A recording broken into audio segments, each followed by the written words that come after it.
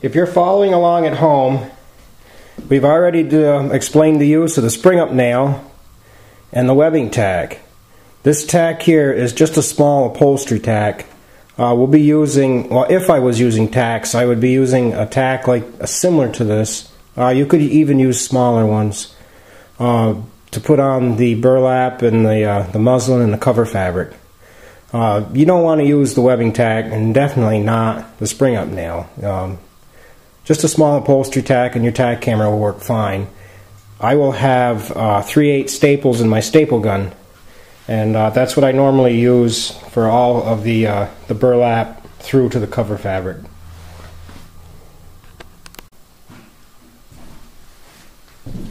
This particular chair that we're working on, as you can see, has some damage on this front leg. Surprisingly, this joint is still good and strong. The reason why this joint is still good and strong despite the structural damage is this is a mortise and tenon joint. You can see the tenon right here. This tenon is actually a part of this frame rail in the front, and there's a corresponding tenon right in this area that is cut from the side rail. What we're going to do is I'm going to fill this with some epoxy mixed with some sawdust. We're going to put something on here to keep the epoxy from running out on the front and again on the side, and we'll fill that in, and that'll fill this cavity, and it'll give us a good strong repair. And we're going to put this burlap on, but we're going to leave this corner loose because I want to have this epoxy set over the weekend. So I'll show you how to put this burlap on, but keep in mind this corner will be left loose so that I can facilitate the repair of this cavity. And it's not a structural repair because this is, surprisingly, that leg is still good and strong, but we're going to fill that anyways. The only other way you could repair this leg, if you didn't want to use epoxy, would be to cut this leg out and remove it and make a new one. And the owner of this chair doesn't want to go to that expense, so we'll just use the epoxy, and this chair will still be good for probably another generation. I like to start in the center on the front rail, about halfway down the rail, and pull it to the side. Then we can just go back and just fill in about every inch or so across this front rail.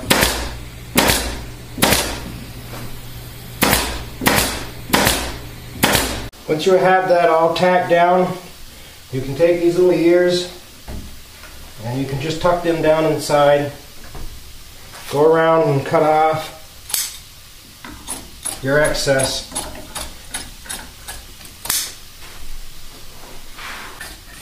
Now I cut this burlap a little big because I like to have something to grab onto. If you cut it too short, you have to grab it with your thumb and your finger and pull, and it's a lot harder than if you can grab it with your whole hand. You can see here that we have put masking tape along the whole leg, and we've also brought the masking tape up here on the side and the front of the leg. We're going to fill this cavity with a mixture of epoxy and sawdust, and I'm hoping that this masking tape is going to hold it from leaking out, and if some should leak out and run down the leg, I'm hoping that this masking tape will protect the finish and save myself an awful lot of work if we should have some trouble there. This stuff does like to seep out all over the place. You'd be surprised the little escape holes it can find, so try to protect the finish as best we can. So what we're going to do now is I'll mix up some epoxy and we'll put it in there. It may take several applications because as it dries it tends to shrink and settle down inside of the wood. So we'll have to give that several days to set up. Here you can see where we mix up the epoxy and poured it into the leg and filled all the cavities that we had there. I let it set over the weekend and it's good and hard now. The tape worked well, kept it from running down the side of the leg, kept it all right where we wanted it to be. So now we can go ahead and tack down that corner of the burlap, and we'll move on to the next step. I'm just going to take my hand plane and clean that repair up a little bit.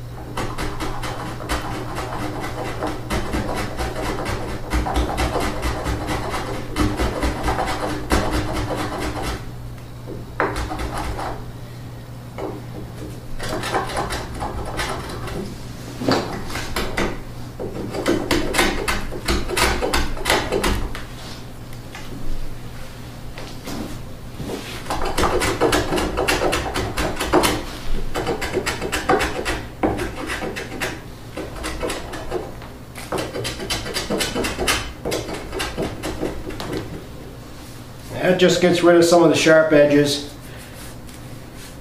Over there, everything will just kind of lay down smooth right over the top there, and that'll be good. Now that we have the burlap over the springs, the next step is to apply an edge roll.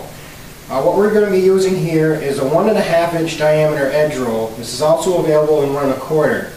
So we will be measuring what we need, cutting it, and tacking it along the front edge of the chair.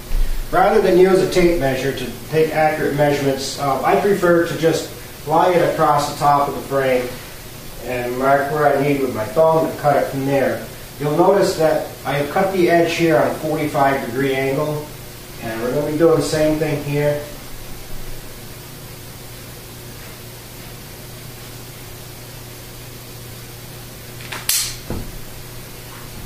And we'll just take the staple gun and we'll tack this down across the front.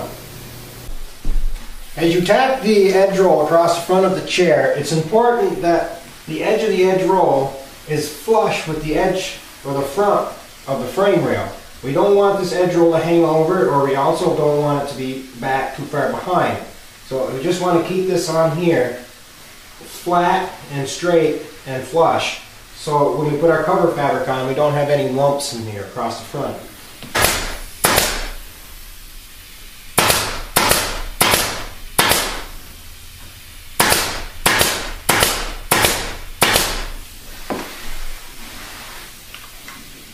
You notice that, if you can see in the camera, it curls a little bit away because it's been pulled in tight on the back side. But when you put pressure on this, it folds it down or kind of pushes it towards the front, and it brings this edge out flush. Now what we'll do is I'll go back and I'll cut some littler pieces to fit along these sides, and the 45-degree angle will help these corners fill in nicely. Okay, I have gone ahead and cut and installed the edge roll on the corners. As you can see here, it is not necessary to do any more of the side or along the back rail. All that's required is along the front edge here, like we've done. So the next step is to go ahead and put the horsehair padding on there.